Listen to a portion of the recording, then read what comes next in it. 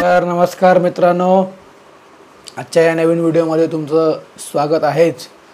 पण आजचा विषय जेवढा महत्त्वाचा आहे तेवढा आत्ता या देशामधला अनेक विषयांमधला एक महत्त्वाचा विषय समजूनच या विषयाकडे बघणं खूप महत्त्वाचं आहे. साधारण आता या वर्षात निवडणूक म्हणजे एकच निवडणूक आहे, पण पुढच्या वर्षात येणाऱ्या ज्या निवडणुका आहेत त्यांच्या दृष्टीने जे विषय तळपायला लागलेत त्यापैकी असलेल्या विषयावर चर्चा करण्यासाठी आजचा व्हिडिओ करतो आहे. तामिळनाडूमध्ये चालू असलेल्या एका भाषाविषयक प्रश्नाबद्दल आजचा व्हिडिओ आहे. तर माझं नाव आहे सुयश गाडगीळ, तुम्ही बघताय चित्रपट पेढी. बरेच दिवस व्हिडिओ टाकले नाहीत अशी चर्चा कुठेतरी सुरू झाली होती आणि त्या चर्चेला पूर्णविराम देऊया म्हणून आजचा व्हिडिओ परत करण्याचा योजलेला आहे, बऱ्याचशा कामाच्या व्यापामधून वेळ काढून. तर आता तुम्ही बघताय की आम्हाला हिंदी नको आहे, आम्हाला तमिळ पाहिजे, आम्हाला इंग्लिश चालेल, पण आम्हाला तिसरी भाषा म्हणून आम्हाला उर्दू पाहिजे.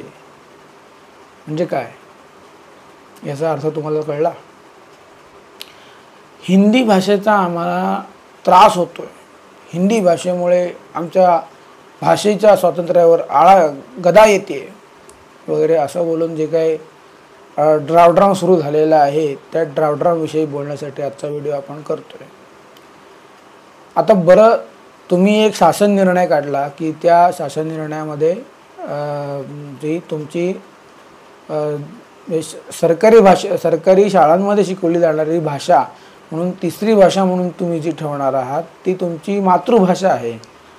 की जसं काही प्रत्येक म्हणजे मातृभाषा ही असतेच, प्रत्येक जे स्टेट वाईज जे बोर्ड आहे त्यांची मातृभाषा ही पहिली भाषा असते आणि त्याच्यानंतर हिंदी आणि इंग्रजीचं तिथे शिक्षण त्या शाळांमध्ये शिक्षण दिलंच जातं, सरकारी शाळांमध्ये किंवा सरकारी ग्रँड असलेल्या शाळांमध्ये.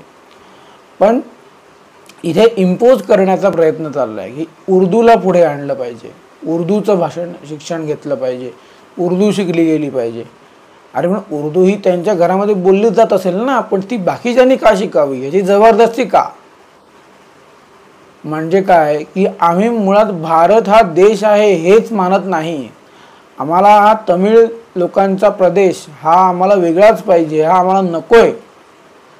तोडाफोडीचं म्हणजे तोडाफोडा आणि राज्य करा ही जी काही नीती होती त्या नीतीचा पूर्णपणे वापर करून माणसाच्या मनापासून त्याला तोडण्यासाठी जे काही करता येईल त्यासाठी हे केलं जातं आहे. आणि त्याच्यामध्ये आता तुम्हाला एक व्हिडिओ दाखवतो की तो व्हिडिओ तुम्हाला कळेल की किती लोकांच्या मनामध्ये राग आहे या गोष्टीबद्दल जे यांनी केलं आहे.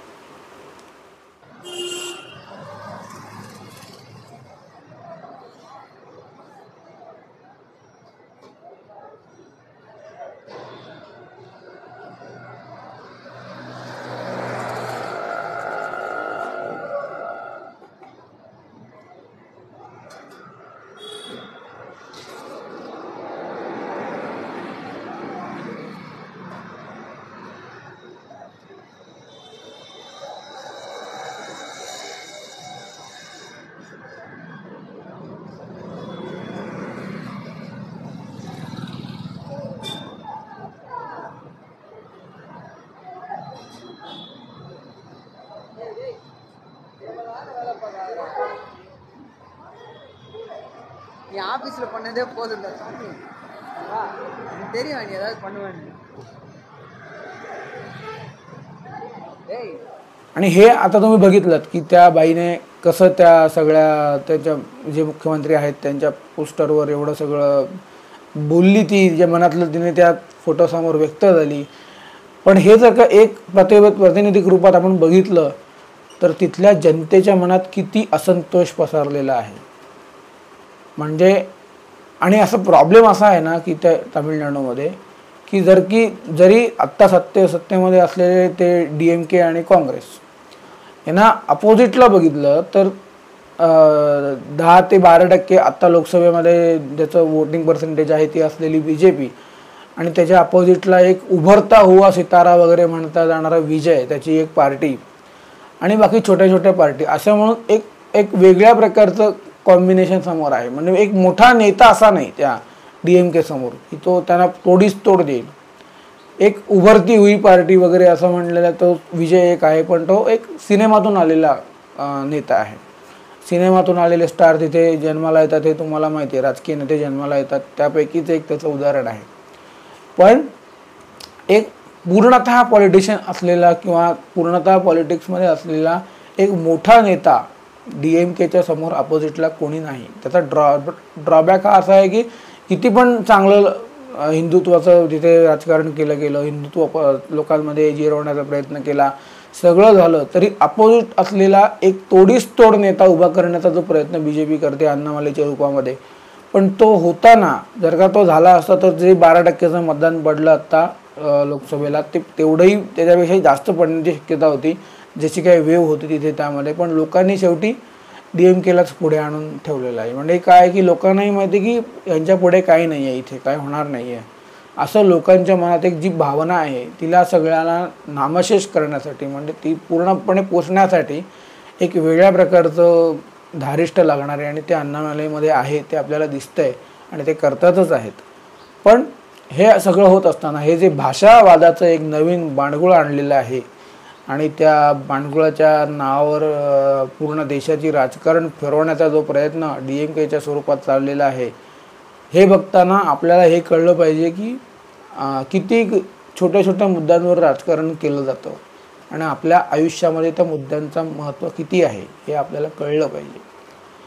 तर हे एकच गोष्ट जर का तुम्ही त्या प्रातिनिधिक स्वरूपात त्या बाईच्या रूपात तुम्ही बघितले तर किती असंतोष त्या जनतेमध्ये आहे. बरं, आता ह्यांच्या कार्यकर्त्यांना ह्यांनी सांगितलं की तुम्ही सगळे हिंदीचे फलक जेवढे आहेत आपल्या राज्यामध्ये ते सगळे पुसून टाका, स्टेशनची नावं हिंदीतली पुसून टाका, इंग्लिश आणि तमिळमधली नावं राहिली पाहिजेत. तुम्हाला दाखवतो, एक आपल्याकडे पुरावा आहे, आता तुम्ही बघताय, मी दाखवतोय तुम्हाला फोटो, की हा फोटो बघा. या फोटोमध्ये तुम्हाला दिसतंय यांच्या कार्यकर्त्यांनी कुठलं नाव पुसलं, सांगितलं कुठलं होतं आणि पुसलं कुठलं. यांच्या कार्यकर्त्यांनी हिंदीचं नाव पुसायच्या ऐवजी तमिळचंच नाव पुसून टाकलं आणि हिंदी आणि इंग्लिशचं नाव ठेवलं. तर अशा प्रकारचं एक म्हणजे कार्यकर्ते म्हणजे वरून आदेश काय आहे, कार्यकर्ते काय करतात, आज म्हणजे कनेक्टिव्हिटीचा प्रॉब्लेम जर का तिथे दिसतोय तर. आणि बरं, असं काही नाही की इकॉनॉमी खूप मोठी बूस्टअप वगैरे घेतलं आहे तामिळनाडूच्या इकॉनॉमीने वगैरे, असं काही त्यांच्याकडे काही काय काम करतायत. तुम्ही बेसिक सुविधाच लोकांना पुरवण्याचं फक्त काम करताय, नवीन राज्यात काही करत नाही. मग असं जर ज्या प्रकारे आणि हे भाषेचं वगैरे हिंदूंना काय कीड़े मकोड़ों के तरह कीड़े मकोड़े है, डेंग्यू है, हिंदूंना सगळ्यात निष्कासित केलं पाहिजे वगैरे अशा प्रकारचं म्हणजे तो उदयनिधी स्टालिन जे उपमुख्यमंत्री आता तामिळनाडूचे आहेत ते जे काही बोलत आहेत त्यातून विद्वेष समाजामध्ये पसरवण्याचा प्रयत्न DMKच्या स्वरूपात चाललेला आहे. म्हणजे चांगलं काही बोलायचं नाही, जे वाईट आहे त्याला प्रवृत्त करायचं, त्याला पुढे आणायचं, अशा प्रकारचं राजकारण इथे चाललेलं आहे.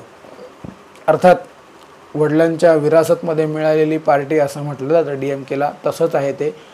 स्वतःच्या बळावर काही मोठं करण्याचा आत्तापर्यंत त्यांनी काही प्रयत्न केला नाही. जे आत्ता पूर्वीपासून करुणानिधीच्या पासून चालू झालेलं आहे तेच त्यांनी चालू ठेवलेलं आहे. म्हणजे नवीन काही नाही आहे त्यात. जे पहिल्यापासून द्रविड राजकारण चालू झालं त्या द्रविड राजकारणाच्या स्वरूपातच ते पुढे आहेत. त्यांना ते आणि मेन काय आहे की ह्यांच्या हातात सगळ्या नाड्या आहेत. म्हणजे TV चॅनल्स त्यांच्याकडे आहेत, सर्व्हिसेस त्यांच्याकडे आहेत, त्यामुळे एक प्रकारे होल्ड आहे राज्यावर यांचा. त्यामुळे त्यांना कोणी अपोज करू शकत नाही हे त्यांना कळतंय. पण जोपर्यंत एक प्रकारे एक वेगळी पॉवर तिथे निर्माण होत नाही तोपर्यंत या सगळ्या ज्या राजकारणाला बळी पडणं हे तामिळनाडूच्या जनतेला दिसतंय. त्यामुळे त्यांनाही दिसते की ऑप्शन किती आपल्यासमोर ओपन झाले तरी त्याला स्वीकारणं म्हणजे आपल्या पायावर कुऱ्हाड मारण्यासारखं असं वाटतंय त्यांना, पण असं नाही आहे. अन्नामलाईवर लोकांनी विश्वास ठेवला पाहिजे, त्यासाठी लोकांना प्रवृत्त केलं गेलं पाहिजे आणि मग त्यातूनच वेगळं काहीतरी नवीन तिथे नेतृत्व उदयास येईल आणि मग पुढे जाऊन तामिळनाडूचा एक वेगळ्या प्रकारे एकतर बॉर्डर स्टेट आहे, म्हणजे कोस्टल एरिया खूप आहे, त्यामुळे एक चांगल्या प्रकारचं तिथे डेव्हलपमेंट होऊ शकते. पण शेवटी काय म्हणतात ना, आलिया भुगासी असावे सादर, तर तसं तामिळनाडूच्या जनतेने आत्ता म्हटलेलं आहे. आणि आपण हा व्हिडिओ करण्याचा उद्देश हाच की राजकारण हे कुठल्या किती खोलामध्ये किती छोट्या छोट्या पॉईंटवर केलं जातं आणि त्याचा समाज मनावर कसा इम्पॅक्ट केला जातो त्याचा, म्हणजे हे तर हॅमर चालू आहे की ही भाषा नको भाषा नको, हे जे हॅमर त्यांच्या टी व्ही चॅनल्सच्या माध्यमातून, त्यांच्या सोशल मीडियाच्या माध्यमातून जे चालू आहे, त्यातून एक वेगळं काही असतं ना 50-50 इकडे तिकडे जाणारे लोक असतात, त्यांचं सगळं जे मतपरिवर्तन होत असतं त्यातून आपल्याला एक निर्णय जे काही लोकांचे बटन दाबताना लोक घेतात ते बदलताना दिसतात. तर अशा प्रकारे या सगळ्या गोष्टींवर एक नजर टाकण्यासाठी, काही तुम्हाला गोष्टी दाखवण्यासाठी आजचा व्हिडिओ केला. तर केलेला व्हिडिओ जर का तुम्हाला आवडला असेल तर चित्रपट पेढीला लाईक करा, शेअर करा, सबस्क्राईब करा. आणि आपल्या राज्यामध्ये आपल्या अवतीभोवती अशा कुठल्या गोष्टी घडू नयेत यासाठी आपणच काळजी घ्या. तर आता मी इथेच थांबतो. धन्यवाद.